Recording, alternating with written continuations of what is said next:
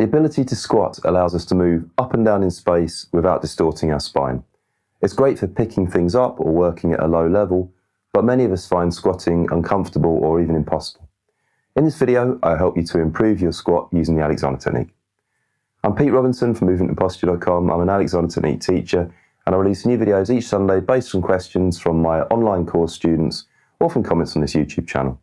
If you're interested in Alexander technique or improving your posture, movements and well-being, then subscribe and ding the notification bell. Our spines work best when they're allowed to stay in their natural resting shape and alignment. Once we bend or twist the spine, it's much more susceptible to injury, especially if we're lifting things or moving suddenly. So our bodies have this ingenious way of being able to work at any height. We just fold our legs up into our body without messing around with our spine. This movement is called squatting. The key is to keep the movement in the legs rather than the spine, so follow along as I talk you through going into and out of a squat. Don't worry if you can't manage it at first. It may take time for the coordination and flexibility to fully return. It's really important to start from the best possible standing balance. Have a watch of one of my videos on standing posture if you need extra help with this first. Balance your head up over your feet and make sure that you're mobile and not holding yourself into a stiff posture. Have the idea of your head being freely balanced and lengthening up, leading your spine away from your feet. Throughout the squat, you want to keep this idea of prioritizing length along the spine and balance and freedom in the whole body. If you find that the movement is causing you to lose balance or tighten up, then stop, come back up to standing again, and then start again when you're ready.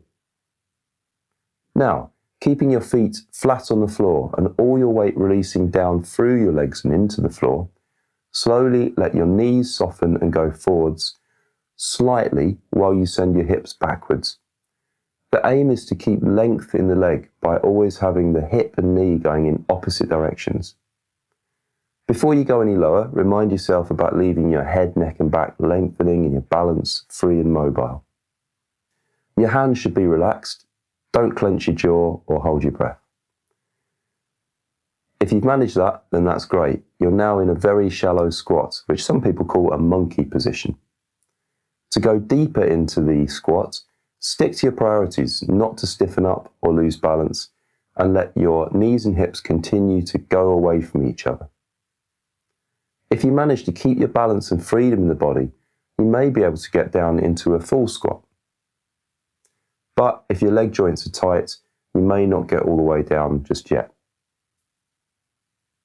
If you're worried about your balance, you can lightly place your hand on a chair to give you some support. When you're ready to come up out of the squat, just do exactly the same in reverse. Keep your head, neck and back free and balanced. Make sure all the movement is happening in the legs. Bring your knees and hips back together again until you're up to full height. How did that go? Let me know in the comments if you were able to get it, and don't worry if you didn't. You may need more practice in keeping the priorities of not losing awareness of yourself or stiffening up. Once you do get it, squatting becomes a completely normal, comfortable movement, which you'll find yourself using all the time. If you found this really difficult, then have a look at some of the less challenging movements on my other videos, or take a look at my beginner's course on my website. I hope you found that useful.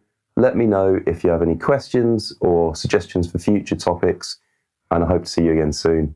Bye for now.